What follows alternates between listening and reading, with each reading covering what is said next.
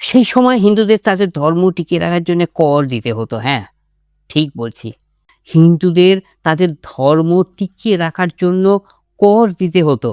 বৃন্দাবনের গোবিন্দ দেব মন্দিরের জন্য লাল পাথর দান করেছিলেন, যেখানে হিন্দু ও মুসলিম সংস্কৃতি মিলেমিশে এক নতুন স্থাপত্য শৈলীর জন্ম দিয়েছিল। টাকা জমা দেওয়ার পর করদাতাকে একটি রসিদ বা পারওয়ানা দেওয়া হতো। এটা পকেটে রাখা কিন্তু বাধ্যতামূলক ছিল।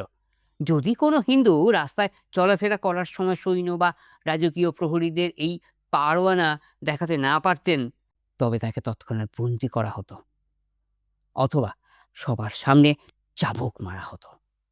আজ থেকে প্রায় 400 বছর আগের এক সকাল, গঙ্গার ঘাটে ভোরের আলো ফুটছে। কাশীর বিশ্বনাথ মন্দিরে ঘণ্টার ধ্বনি শোনা যাচ্ছে, বাতাসে ভাসছে ধূপের গন্ধ। কিন্তু এই শান্ত স্নিগ্ধতার আড়ালে লুকিয়েছিল এক গভীর অস্থির রাজনীতি। দিল্লি থেকে দাক্ষিণাত্য পর্যন্ত তখন এক বিশাল সাম্রাজ্যের পদধ্বনি, মুঘল সাম্রাজ্য। আজকের এই ভিডিও মুঘল শাসনের সময় কোটি কোটি হিন্দুর জীবন, তাদের মন্দির, তাদের টিকে থাকার লড়াই, এই সবই এক গল্প, যে গল্প আপনাকে শোনাবো এখন আমি এই ভিডিওতে। সেই সময় হিন্দুদের তাদের ধর্ম টিকিয়ে রাখার জন্য কর দিতে হতো। হ্যাঁ, ঠিক বলছি, তাদের ধর্ম। আবার শুনুন, হিন্দুদের তাদের ধর্ম টিকিয়ে রাখার জন্য কর দিতে হতো। যে দেশে বেশিরভাগ নাগরিকই হিন্দু, সেই দেশে তাদেরই ধর্ম রক্ষার জন্য তাদের চড়া দাম দিতে হতো। এই সময় দাঁড়িয়ে সে কথা শুনলে আপনার গায়ের লোম খাড়া হয়ে যেতে বাধ্য। আপনারা দেখছেন তাদের কথা। একটাই অনুরোধ, সাবস্ক্রাইব করে পাশে থাকবেন।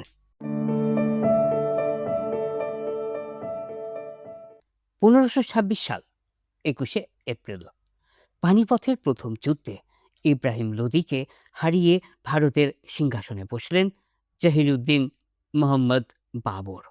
কিন্তু বাবরের সামনে সবথেকে বড় চ্যালেঞ্জ ছিল এই দেশের অগণিত হিন্দু সমাজ।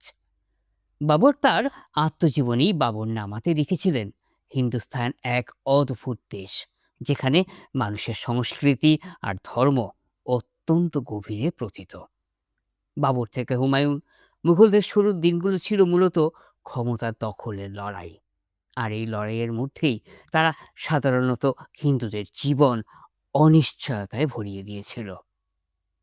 এবার বলবো সেই কথা যা দিয়ে আমি ভিডিওটা শুরু করেছিলাম।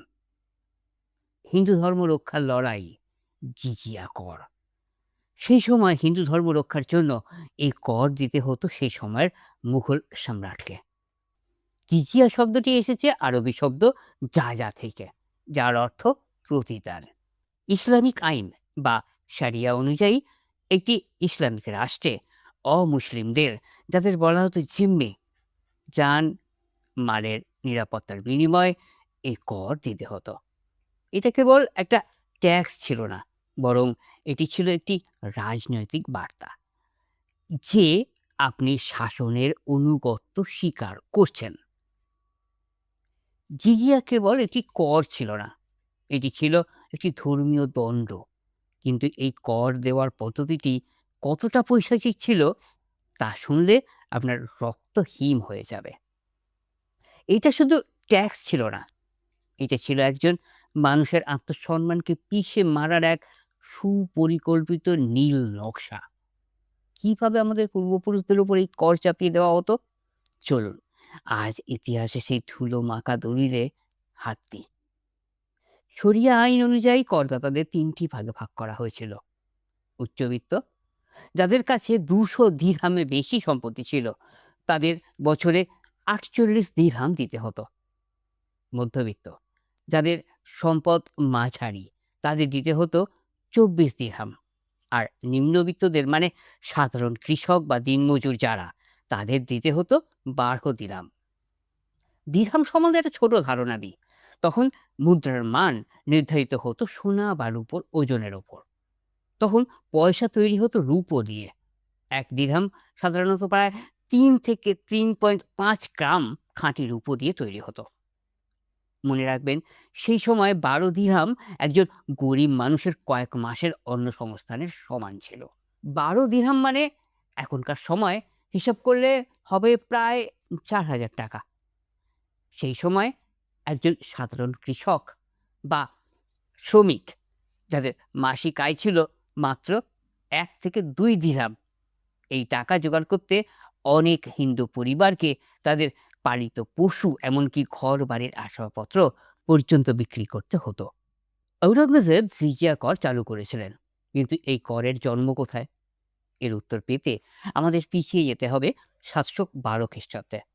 যখন মোহাম্মদ বিন কাসিম সিন্ধু জয় করেন, তখন প্রথমবার ভারতে এই করের ধারণা আসে। অর্থাৎ মুঘলদের আগে দিল্লি সুলতানাতের সময়ও জিজিয়া কর ছিল, তবে তখন ব্রাহ্মণদের এই কর থেকে ছাড় দেওয়া হতো। কিন্তু ১৩৫১ সালে ক্ষমতায় এসে ফিরোজ শাহ তুগলক এক চরম সিদ্ধান্ত নিলেন। তিনি ঘোষণা করলেন ব্রাহ্মণরাও এই করের আওতাভুক্ত। ফিরোজ শাহ তুগলক আরও বললেন, ধর্মীয় শ্রেষ্ঠত্ব নয়, রাষ্ট্রের চোখে অমুসলিম মানেই জিজিয়া দাতা। দিল্লির হিন্দুরা অনশন করলেন, প্রতিবাদের ঝড় উঠল। সুলতানের প্রাসাদের সামনে অনশনে বসেছিলেন তারা, কিন্তু সুলতান অটল ছিলেন। ইতিহাসবিদ শামস ই সিরাজ আফিফ লিখেছেন, ব্রাহ্মণরা এতটাই বিপদে পড়েছিলেন যে সাধারণ হিন্দুরা তাদের হয়ে কর দেওয়ার প্রস্তাব দিয়েছিল। সম্রাট কি নিজে এই কর নিতেন? না, কিন্তু সম্রাটের নির্দেশে তৈরি হওয়া প্রশাসনিক কর্তারা সাধারণ হিন্দুদের জীবন অতিষ্ঠ করে তুলত।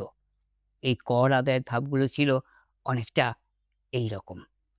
প্রতিটি পরগনা বা জেলায় সম্রাট একজন বিশেষ কর্মকর্তা নিয়োগ করতেন, যাকে বলা হতো আমিল বা মুস্তাহাফিজ। তারা সম্রাটের মোহর লাগানো ফরমান বা আদেশপত্র সাথে নিয়ে আসতেন। তাদের সাথে থাকতো একদল সশস্ত্র সৈন্য বা সিদার, যাতে কেউ কর দিতে অস্বীকার করলে তৎক্ষণাৎ শাস্তি দেওয়া যায়। কর আদায়ের জন্য গ্রামের বাইরে বা শহরের কেন্দ্রে একটি অস্থায়ী কাচারি বা দরবার বসানো হতো। সেখানে আমির একটি উঁচু গদিতে বা সিংহাসনের মতো আসনে বসতেন।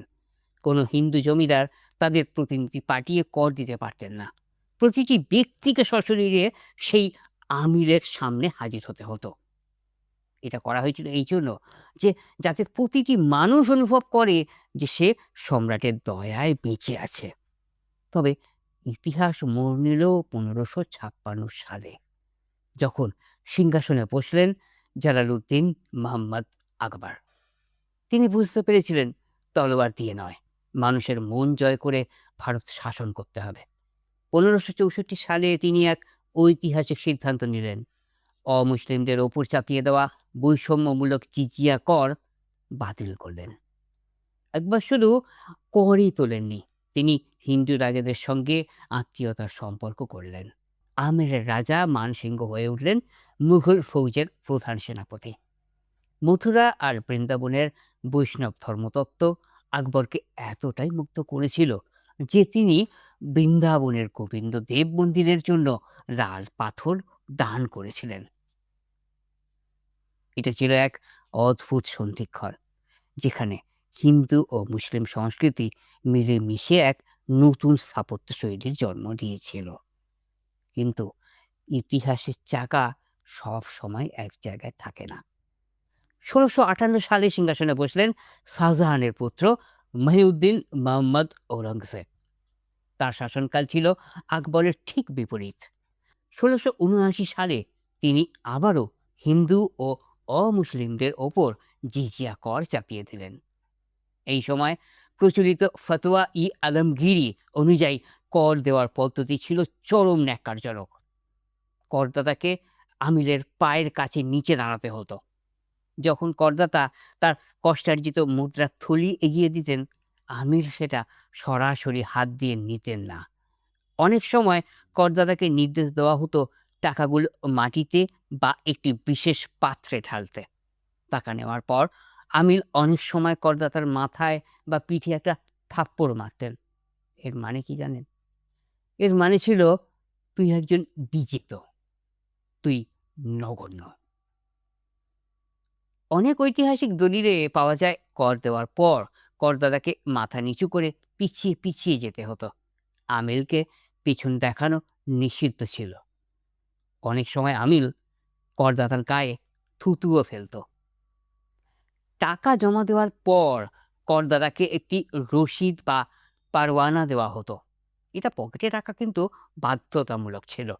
যদি কোনো হিন্দু রাস্তায় চলাফেরা করার সময় সৈন্য বা রাজকীয় প্রহরীদের এই পারওয়ানা দেখাতে না পারতেন, তবে তাকে তৎক্ষণাৎ বন্দি করা হতো অথবা সবার সামনে চাবুক মারা হতো। সংগৃহীত এই বিপুল অর্থ এরপর কড়া পাহারায় পাঠানো হতো দিল্লির রাজকীয় কোষাগারে, যার নাম ছিল বৈতুল মাল। ঔরঙ্গজেবের নির্দেশে এই টাকা শুধুমাত্র ধর্মীয় কাজে, যেমন নতুন মসজিদ নির্মাণ বা ইসলামিক প্রচারকদের বেতন দিতে ব্যবহার করা হতো। অর্থাৎ হিন্দুদের থেকে নেওয়া টাকা দিয়েই হিন্দুদের মন্দির ধ্বংসের পরিকল্পনা করা হতো। ১৬৬৯ সালে কাশীর আদি বিশ্বনাথ মন্দির ধ্বংস করা হয় এবং সেখানে জ্ঞানব্যাপী মসজিদ নির্মাণ হয়। একইভাবে মথুরার কেশবদেব মন্দির ভেঙে শাহী ঈদগাহ তৈরি করা হয়। সাধারণ মানুষের মধ্যে তখন চাপা ক্ষোভ আর দীর্ঘশ্বাস। মুঘলদের এই কঠোর নীতির বিরুদ্ধে ভারতের পশ্চিম প্রান্তে জ্বলে উঠল প্রতিরোধের আগুন। ১৬৭৪ সালের ৬ই জুন রায়গড় দুর্গে রাজ্যাভিষেক হলো ছত্রপতি শিবাজী মহারাজের। এবার ইতিহাস একটু অন্যরকম হয়ে গেল। তিনি হিন্দুদের মধ্যে আত্মসম্মান ফিরিয়ে দিয়েছিলেন। মুঘলদের বিশাল ফৌজের বিরুদ্ধে তার গেরিলা যুদ্ধ বা গনিমি কাভা দিল্লিকে কাঁপিয়ে দিয়েছিল। সাম্রাজ্য এসেছে, সাম্রাজ্য গিয়েছে, মন্দির ভেঙেছে, আবার নতুন করে গড়ে উঠেছে। কিন্তু গঙ্গার তীরের এই মন্ত্রোচ্চারণ আজও থামেনি। শাসকের নীতি বদলাতে পারে, কিন্তু একটি জাতির সংস্কৃতি আর তার আধ্যাত্মিক শিকড় উপড়ে ফেলা অসম্ভব। ভারতের ইতিহাস আমাদের এই সহনশীলতা আর হার না মানার গল্পই মনে করিয়ে দেয়। ভিডিওটি ভালো লাগলে একটা লাইক করে দিন আর আমাদের সাথে থাকুন। আবার দেখা হবে পরের সপ্তাহে। ধন্যবাদ।